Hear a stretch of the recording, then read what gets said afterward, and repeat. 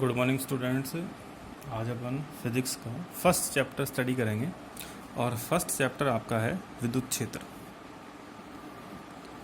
और ये आपकी फर्स्ट यूनिट है इलेक्ट्रोस्टैटिक्स स्थिर वैद्युतिकी।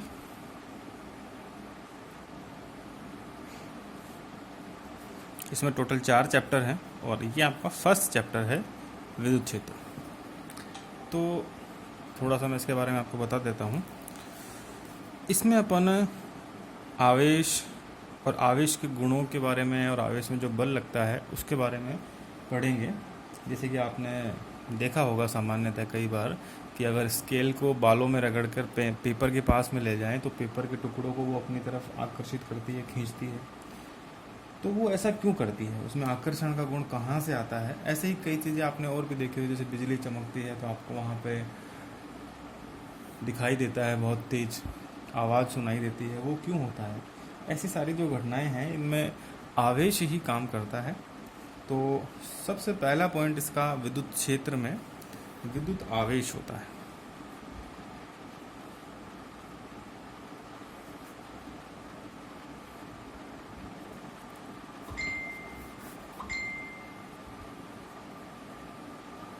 Electric charge. तो देखिए, विद्युत आवेश इलेक्ट्रिक चार्ज के बारे में बहुत सारी अवधारणाएं हैं और कई लोगों ने इसके बारे में बताया है। तो सबसे पहले इसके बारे में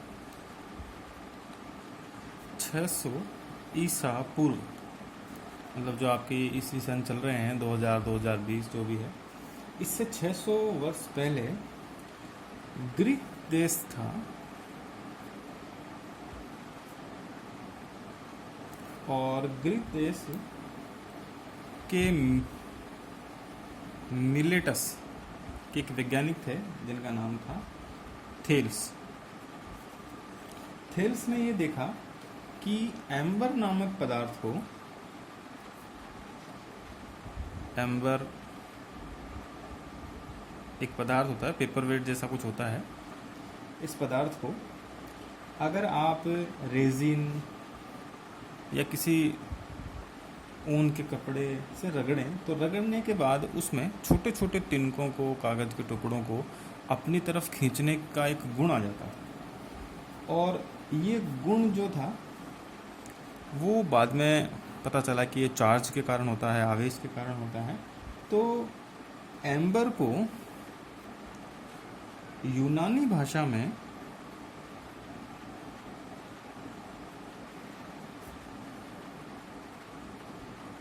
इलेक्ट्रॉन कहते हैं। और इस पूरी घटना का इलेक्ट्रिसिटी नाम दिया गया। तो सबसे पहले आपको आवेश के बारे में 600 ईसा पूर्व में थेल्स ने बताया था, जिसका जो बेस था वो था एम्बर, और एम्बर को यूनानी भाषा में इलेक्ट्रॉन कहते हैं, इसलिए इस पूरे प्रोसेस का नाम इलेक्ट्रिसिटी पड़ा। इसके बाद में सन 1600 में 1600 ईस्वी में आपके दूसरे वैज्ञानिक थे जिनका नाम था गिलबर्ट। गिलबर्ट ने ये देखा कि अगर आप किसी एक वस्तु को दूसरी वस्तु के साथ रगड़ें या घर्षण उनमें करें तो घर्षण करने से उन वस्तुओं में कुछ वस्तुओं को आकर्षित करने का गुण आ जाता है या आवेशित हो जाते हैं।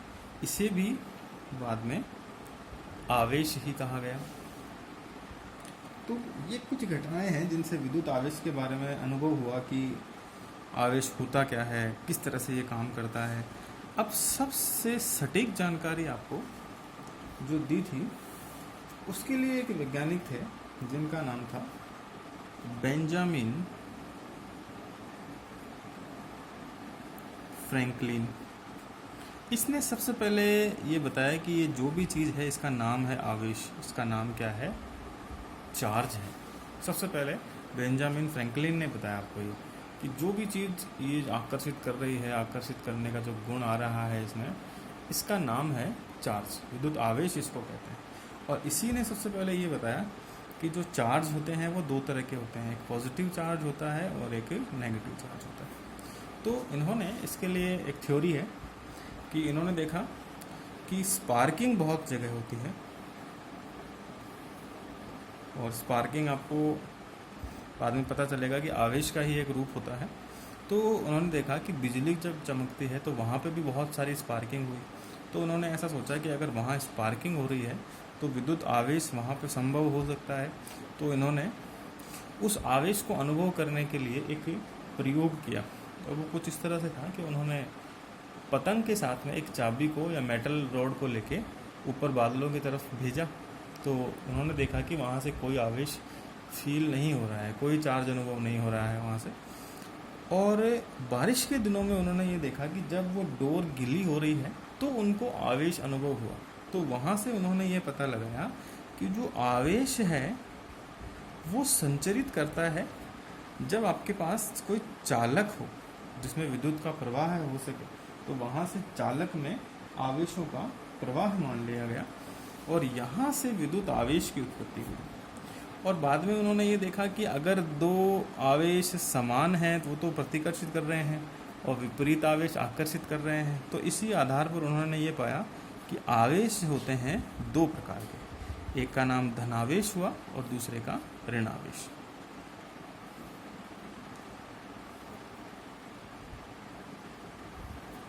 तो ये धनावेश ऋणावेश, यहाँ से आपको चार्ज के बारे में, आवेश के बारे में पता चला। अब इसकी अपन परिभाषा देखेंगे कि आवेश की परिभाषा क्या हो सकती है। तो विद्युत आवेश पदार्थ का वह गुण है जिसके कारण विद्युत तथा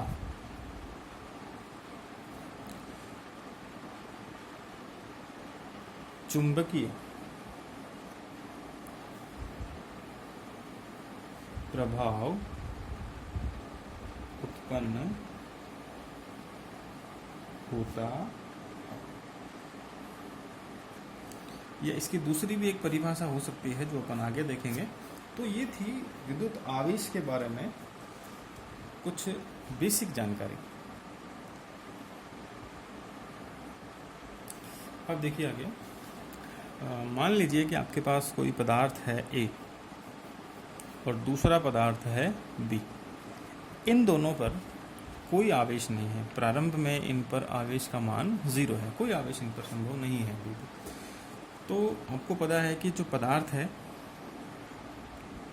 वो अणु से बनता है, अणु परमाणु से बनते हैं, और परमाणु के पास बेसिकली इलेक्ट्रॉन, प्रोटॉन और न्यूट्रॉन तीन चीज़ें होती हैं, जिसमें इलेक्ट्रॉन के पास नेगेटिव चार्ज, प्रोटॉन के पास पॉजिटिव चार्ज और न्यूट्रॉन के पास कोई चार्ज नहीं होता है। और आपने लास्ट क्लास में ये भी पढ़ा होगा कि कोई भी रिएक्शन अगर कहीं होती है, अभिक्रिया कहीं भी हो, या तो इलेक्ट्रॉन ही सबसे पहले अभिक्रिया में भाग लेता है।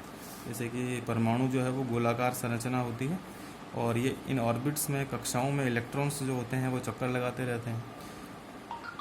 अगर इस परमाणु को एनर्जी दी जाए तो सबसे पहले एनर्जी मिलती है इस बाह्यतम कक्षा के इलेक्ट्रॉन को, और ये इलेक्ट्रॉन यहाँ से एनर्जी को गेन करके पहले तो उत्तेजित अवस्था में जाता है, और उत्तेजित अवस्था में और इलेक्ट्रॉन को एनर्जी मिले तो इलेक्ट्रॉन बाहर निकल आता है। इस इलेक्ट्रॉन को अपन बोलते हैं मुक्त इलेक्ट्रॉन, और ये मुक्त इलेक्ट्रॉन ही आवेश को उत्पन्न करता है। आवेश के लिए प्रभावी यही होता है। आपको पता है कि इलेक्ट्रॉन जो होता है वो नेगेटिवली चार्ज होता है और इस पर -1.6 इंटू 10⁻⁻19 कूलाम का आवेश होता है, और इसका जो द्रव्यमान होता है वो होता है 9.1 गुणा 10⁻31 किलोग्राम। तो यहाँ से आवेश बनता है आपका। तो देखिए कैसे बनेगा कि मान लीजिए कि मैंने A से कोई एक इलेक्ट्रॉन लिया और वो इलेक्ट्रॉन दे दिया मैंने B को, तो यहाँ से नेगेटिव चार्ज निकला और पहुँच गया B के पास। तो B के पास तो नेगेटिव ऋणावेश आ जाएगा, और यहाँ से ऋणावेश कम हुआ तो यहाँ पर धनावेश आ जाएगा। तो एक इलेक्ट्रॉन अगर इसके पास गया है तो इसकी वैल्यू हुई -1.6 गुणा 10⁻⁻19 कूलाम। यहाँ से कम हुआ तो +1.6 गुणा 10⁻⁻19 कूलम। तो आवेश उत्पन्न हुआ, और ये आवेश उत्पन्न हो रहा है जब इलेक्ट्रॉन एक जगह से दूसरी जगह पे जा रहा है। तो यहाँ से आप इसकी परिभाषा बना सकते हैं कि इलेक्ट्रॉन के स्थानांतरण से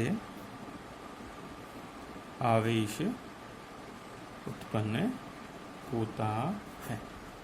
आपने देखा अभी कि इलेक्ट्रॉन अगर जाएगा तो ही आवेश उत्पन्न होगा। तो ये है विद्युत आवेश और आवेश की परिभाषा। अब देखिए, प्रारंभिक अवस्था में यहाँ पे और यहाँ पे कोई आवेश नहीं था, बिल्कुल ज़ीरो था, कुछ भी नहीं था। आवेश आया जब आपने इलेक्ट्रॉन को यहाँ दिया, यहाँ पे निकाला, इस तरह से जो प्रोसेस आपने किया उसमें, तो इस पूरे प्रोसेस को बोलते हैं आप आवेशन, चार्जिंग। कि कहीं भी आवेश देना या आवेश को उत्पन्न करना, ये सारा जो प्रक्रिया है ये आवेशन के अंतर्गत आती है। और आपके सिलेबस में आवेशन 3 प्रकार का है। सबसे पहला जो आपका आवेशन का प्रकार है वो है घर्षण के द्वारा आवेशन। दूसरा प्रकार है इसका चालन या स्पर्श के द्वारा आवेशन। और तीसरा प्रकार है प्रेरण के द्वारा आवेशन। तो ये 3 प्रकार से आप किसी भी वस्तु को आवेशित कर सकते हैं। सबसे पहला प्रकार है घर्षण के द्वारा, दूसरा चालन या स्पर्श के द्वारा, और तीसरा है प्रेरण के द्वारा। अब इसमें अपन सबसे पहला प्रकार इसका पढ़ेंगे, और वो था घर्षण के द्वारा आवेशन। तो घर्षण के बारे में देखो, आपको 11वीं क्लास में पढ़ाया हुआ है कि जब किसी एक वस्तु की सतह को दूसरी वस्तु के सतह के संपर्क में लाकर उनमें आपेक्षिक गति करवाई जाए तो इस प्रक्रिया को आप घर्षण बोलते हैं। और घर्षण से गति की विपरीत दिशा में बल लगता है। तो बल लगने से यहाँ पर ऊर्जा उत्पन्न होती है, और इससे ये जो सतह है वो गर्म हो जाती है, ऊष्मा उत्पन्न हो जाती है यहाँ पर। तो जो एनर्जी है वो अणु से परमाणु से होते हुए सबसे पहले बाह्यतम कक्षा के इलेक्ट्रॉन के पास जाएगी। तो ऐसा संभव है कि यहाँ से इलेक्ट्रॉन निकल के यहाँ चले जाएं, या यहाँ के इलेक्ट्रॉन इधर जाएं। मतलब इन दोनों वस्तुओं में इलेक्ट्रॉनों का स्थानांतरण हो जाए, और स्थानांतरण होते ही जहाँ से इलेक्ट्रॉन निकला है वो तो पॉजिटिव चार्ज हो जाएगा, और जहाँ इलेक्ट्रॉन गया वो नेगेटिव चार्ज होगा। तो पॉजिटिव और नेगेटिव चार्ज उत्पन्न हो जाएगा, जिसे आप क्या कहेंगे, आवेशन। तो इस प्रक्रिया को बोलते हैं घर्षण के द्वारा आवेशन। आपकी बुक में कुछ पेयर्स दिए हुए हैं जिन पे ये बताया हुआ है कि पॉजिटिव और नेगेटिव चार्ज किस तरह से आएगा। तो कुछ वस्तुएं ऐसी हैं जिनमें पॉजिटिव चार्ज आएगा और कुछ में नेगेटिव चार्ज आएगा। जिनमें पहली देखिए आप, अगर आप कांच की छड़ को रेशम के कपड़े से रगड़े हैं तो कांच की छड़ तो पॉजिटिव चार्ज हो जाती है, और रेशम का जो कपड़ा है वो नेगेटिवली चार्ज हो जाएगा। सेकंड है बिल्ली की खाल, इसको कई फर भी बोलते हैं, कैट स्किन भी बोलते हैं, को अगर आप एबोनाइट या प्लास्टिक की छड़ से रगड़ें तो एबोनाइट या प्लास्टिक तो नेगेटिव चार्ज होगा, और बिल्ली की खाल पॉजिटिवली चार्ज हो जाएगी। इसी तरह से अगर आप ऊनी कपड़े को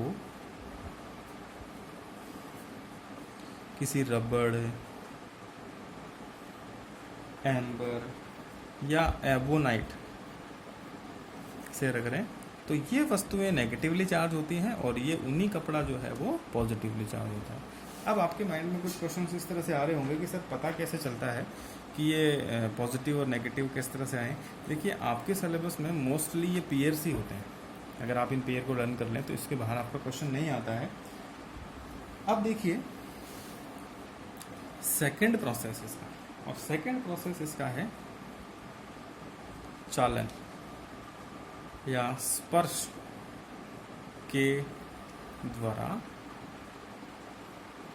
आवेशन। देखिए, चालन या स्पर्श का मतलब है कि किसी एक छड़ जिस पर पॉजिटिव चार्ज है दूसरी छड़ जिस पर कोई आवेश नहीं है के साथ स्पर्श करवा दिया जाए तो ये पॉजिटिव चार्ज इस पर भी ट्रांसफ़र हो जाएगा, या अगर नेगेटिव चार्ज है तो वो नेगेटिव चार्ज दूसरी छड़ पर भी ट्रांसफ़र हो जाता है। इस प्रक्रिया को बोलते हैं चालन या स्पर्श के द्वारा प्रेरण। इसमें वस्तु संपर्क में आते ही अपनी कुछ आवेश को दूसरी पे डाल देती है, क्योंकि आवेश की एक प्रॉपर्टी होती है कि ये आवेश जो है वो सतत वितरित होता है, समान रूप से वितरित होता है। इसको आप आगे पढ़ेंगे। तो ये दूसरा प्रकार था चालन या स्पर्श के द्वारा आवेशन करना। अब देखिए बच्चों, तीसरा प्रकार है इसका प्रेरण के द्वारा आवेशन। प्रेरण का अर्थ ये होता है कि अगर एक वस्तु है, एक छड़ है जिस पर पॉजिटिव चार्ज है, यहाँ पे रखी है, दूसरी वस्तु है जो इसके समीप रखी है, बिल्कुल इस पर कोई आवेश नहीं है, तो कुछ देर बाद इतनी ही मात्रा में यहाँ पे विपरीत आवेश आ जाएगा। जितना प्लस चार्ज यहाँ है उतना ही नेगेटिव चार्ज यहाँ आ जाएगा। इस प्रक्रिया को बोलते हैं प्रेरण के द्वारा आवेशन। इस प्रक्रिया में वस्तु को दूसरे के साथ स्पर्श नहीं कराया जाता है, बिना स्पर्श कराए ही यहाँ से पॉजिटिव चार्ज जो है वो सामने की तरफ नेगेटिव चार्ज उत्पन्न कर देता है, और दोनों का जो परिमाण है वो समान रहता है। इसमें कुछ क्वेश्चंस पूछे जाते हैं आपको, जैसे कि कोई वस्तु है, इस पर पॉजिटिव चार्ज कैसे लाएं। तो पॉजिटिव चार्ज लाने के लिए या तो आप इसके पास में कोई नेगेटिव छड़ रख दो या यहाँ से इलेक्ट्रॉन बाहर निकाल दो। तो इन दोनों ही प्रक्रियाओं के द्वारा आप यहाँ पर पॉजिटिव चार्ज जनरेट कर सकते हैं। तो इस तरह का क्वेश्चन यहाँ आवेशन से आपको पूछा जा सकता है। अब बात करते हैं आवेश के मात्रक व विमा के बारे में। देखिए, आपने छोटी क्लासों में एक फॉर्मूला पढ़ा होगा, I = Q/T, या पढ़ा होगा I = dQ/dt। यहाँ Q आवेश है, T समय है और I धारा है, तो Q = क्या आएगा, I × T। I धारा का मात्रक तो होता है बच्चों एम्पियर, समय का मात्रक होता है बच्चों सेकंड। तो एम्पियर × सेकंड आवेश का मात्रक हो सकता है, और इसे कंबाइंडली आप कूलाम बोल सकते हैं, जिसको C से डिनोट करते हैं। तो या तो आप एम्पियर × सेकंड बोलें या कूलाम बोलें, दोनों ही आवेश के मात्रक हैं। और ये जो दोनों मात्रक हैं वो MKS पद्धति या SI पद्धति के मात्रक हैं। SI पद्धति में आप कूलाम भी ले सकते हैं, केस में भी ले सकते हैं। तो ये है आपका आवेश का मात्रक जो होता है कूलाम। अब देखिए, कूलाम जो है वो एक बहुत बड़ा मात्रक है, बहुत बड़ी यूनिट के लिए कूलाम काम में आता है। तो इसके कुछ छोटे भाग काम में लिए जाते हैं, जैसे कि पहला है मिली कूलाम। मिली कूलाम को बच्चों m से डिनोट करते हैं, और इसका मतलब होता है 10⁻³ कूलाम। दूसरा होता है माइक्रो कूलाम, ये सबसे ज़्यादा काम आता है माइक्रो, इसको μc से लिखते हैं और इसका मान होता है 10⁻6 कूलाम। तीसरा है नैनो कूलाम, और इसको बच्चों Nc से लिखते हैं 10⁻9 कूलाम। इसके बाद में होता है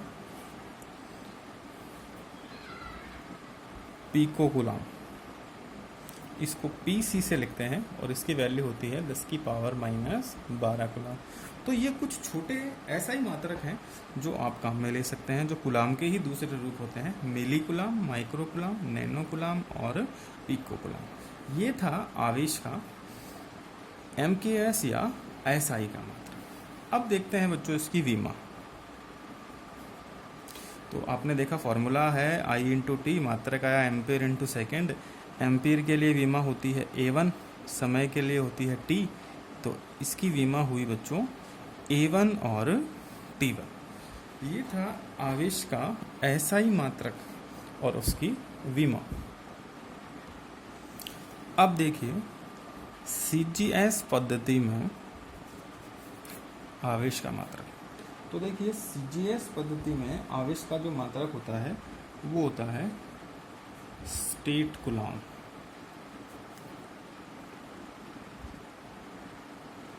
या दूसरा मात्रक हो सकता है स्थिर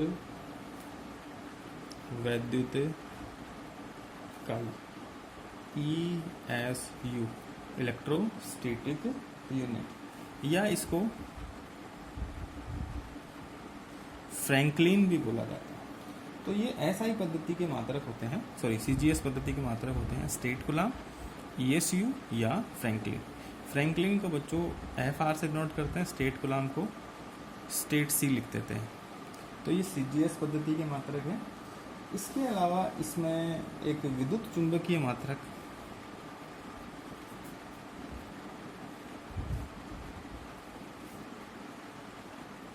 जिसको EMU, इलेक्ट्रोमैग्नेटिक यूनिट बोला जाता है, या एब कूलॉम भी काम में लिया जाता है। और इनमें कन्वर्जन कुछ इस तरह से होता है कि एक कूलॉम होता है 3 × 10⁹ ESU, इलेक्ट्रोस्टैटिक यूनिट, और यही एक कूलॉम होता है 3 × 10⁹ फ्रैंकलिन। आपको बताया दोनों सेम ही है। और ये एक कूलॉम होता है 1/10 एब कूलॉम के इक्वल। तो ये हुए आवेश के सीजीएस पद्धति के मात्रक, जो स्टेट कूलॉम, ESU या फ्रैंकलिन, EMU या एब कूलॉम हो सकते हैं, जिनके पूरा कन्वर्जन आपको बता दिया गया है। अब देखिए 2 चीज़ें आती हैं। एक तो आता है सबसे छोटा मात्रक, दूसरा आता है सबसे बड़ा मात्रक। तो देखिए बच्चों, सबसे छोटा मात्रक जो होता है आवेश का वो फ्रैंकलिन या ESU होता है, जो सीजीएस पद्धति के मात्रक होते हैं। और सबसे जो छोटा है वो तो फ्रैंकलिन या ESU होता है। और सबसे बड़ा मात्रक होता है, इसको बोलते हैं फैराडे। और एक फैराडे होता है 96,500 कूलॉम के बराबर। तो ये आवेश के मात्रक और विमा थी, और सीजीएस और MKS एसआई पद्धति के मात्रक थे। सबसे बड़ा मात्रक फ्रैंकलिन या ESU होता है, सबसे छोटा मात्रक फ्रैंकलिन ESU होता है, सबसे बड़ा मात्रक जो है वो फैराडे होता है, जिसकी वैल्यू होती है 96,500 कूलॉम। और इन सब में जनरली जो आपके यूज़ होने वाला है वो है माइक्रो कूलॉम, 10⁻⁶ कूलॉम। ये आवेश का जो माइक्रो कूलॉम मात्रक है ये सबसे ज़्यादा यूज़ होता है। तो ये था आवेश और आवेश की मात्रक और विमाएँ। इसमें अगर आपको कोई भी चीज़ नहीं समझ में आई हो वीडियो में, अगर आपको कोई टॉपिक साफ दिखाई ना दिया हो, कोई भी ऑडियो वीडियो में कोई प्रॉब्लम हो, तो आपको कमेंट में बता दें या फिर मेरे को व्हाट्सएप पर मैसेज कर दें। और कोई भी सॉल्यूशन, कोई भी प्रॉब्लम हो तो उसका सॉल्यूशन आप मेरे से पूछ लें। आपको मैं एक PDF भेज दूँगा व्हाट्सएप ग्रुप पे, उसको आप ओपन करें। वहाँ पे आपके चैप्टर फर्स्ट की PDF है वो, उसको स्टडी करें। और जो भी चीज़ मैंने आपको बताई है इसका कंटिन्यूसली नोट्स बनाएं। ठीक है बच्चों, ओके। बाकी का नेक्स्ट क्लास में पढ़ेंगे।